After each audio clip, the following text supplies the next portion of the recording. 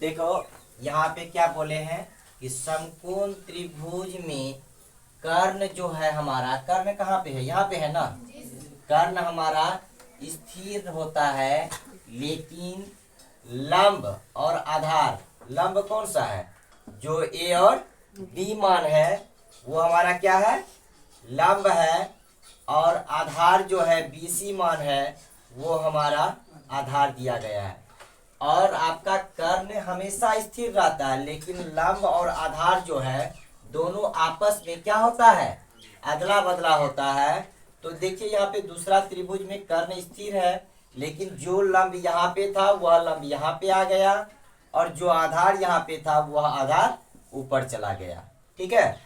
अब देखिए यहाँ पे है पाइथागोरस प्रमेय से, अगर हम लोग इसका सूत्र निकालेंगे पाइथागोरस प्रमेय से तो क्या हो जाएगा, जो सबसे बड़ी भुजा है, बड़ी भुजा अर्थात AC, इसको हम लोग कर्ण माने हैं तो कर्ण पे स्क्वायर हो जाएगा।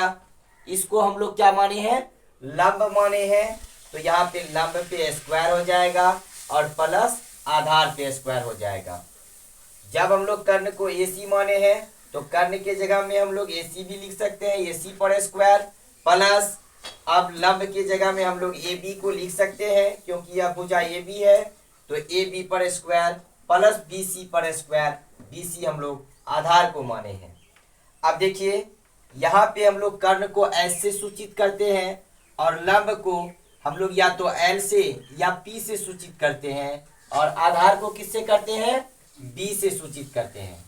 तो यहाँ पे AC के जगह में हम लोग लिख सकते हैं कर्ण अर्थात AC, हम लोग इसको लिख सकते हैं H पर स्क्वायर भी लिख सकते हैं।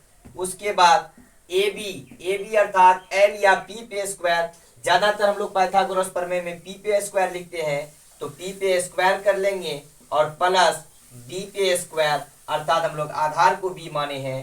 तो ये तीनों में से कोई भी सूत्र को आप बैठा सकते हैं, कर्ण पे स्क्वायर, लंब पे स्क्वायर प्लस आधार पे स्क्वायर कर सकते हैं।